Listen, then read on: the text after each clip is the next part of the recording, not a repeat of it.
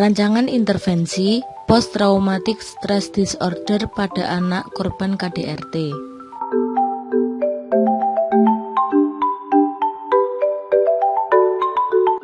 Dalam PPDGJ, post-traumatic stress disorder atau PTSD merupakan gangguan mental yang dapat berkembang setelah seseorang mengalami kejadian traumatis, seperti kekerasan seksual, peperangan, kecelakaan lalu lintas, atau kejadian-kejadian lainnya yang dapat mengancam kehidupan seseorang.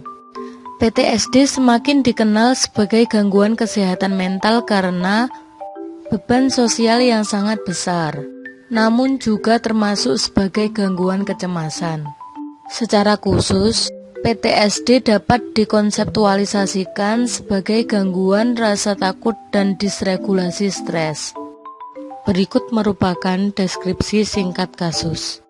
Bintang, nama samaran, adalah seorang wanita yang berusia 21 tahun. Bintang adalah anak pertama dari 2 bersaudara, dan kini ia tinggal bersama adik dan neneknya.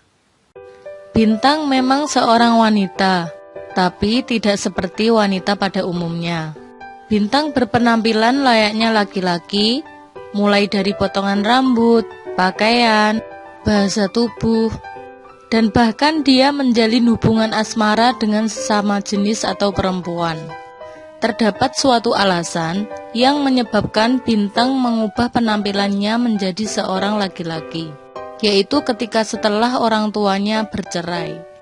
Perceraian yang melibatkan kedua orang tuanya tersebut sebelumnya sempat terjadi tindakan KDRT, dan Bintang termasuk salah satu korbannya.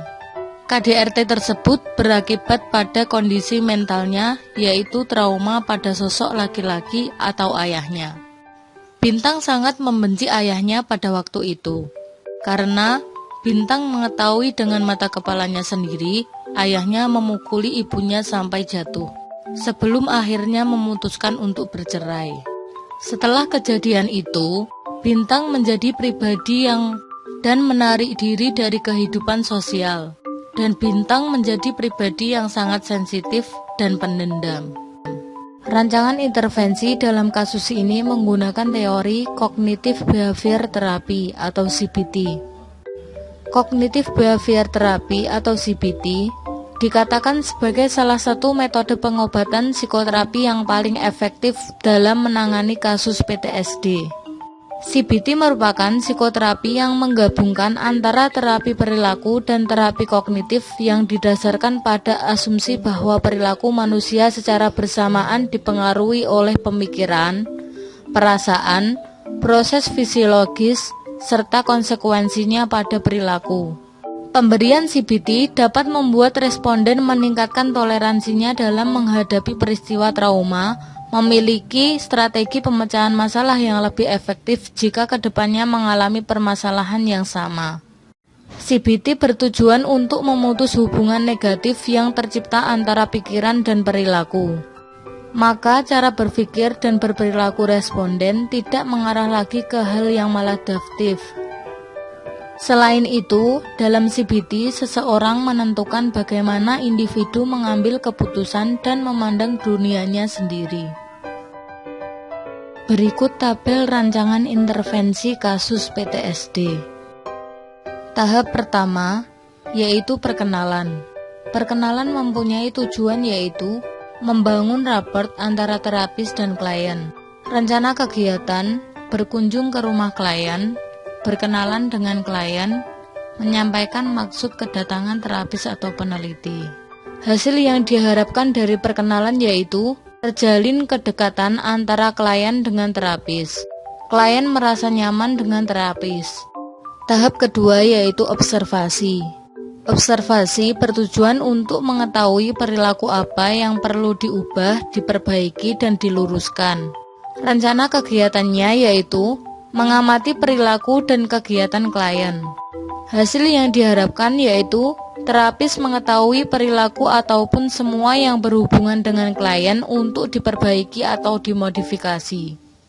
Tahap ketiga, sesi pertama, bertujuan untuk mengidentifikasi pengalaman buruk klien di masa silam, mengetahui penyebab klien berubah menjadi seperti sekarang ini, pemarah, pendendam, dan lesbi.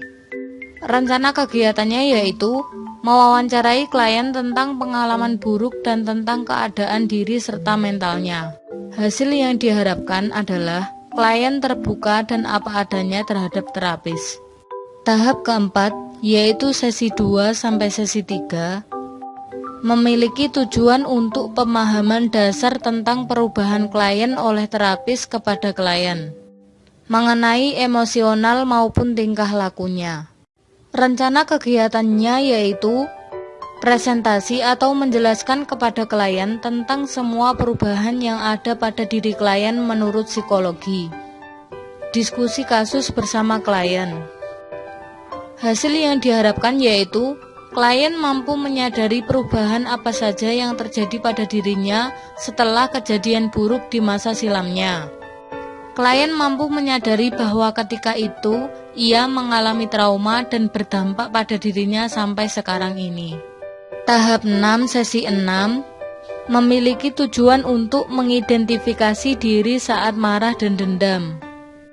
Mengidentifikasi perubahan penampilan dari perempuan menjadi laki-laki.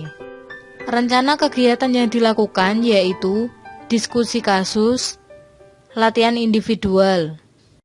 Hasil yang diharapkan yaitu klien mampu mengontrol diri ketika marah dan dendam.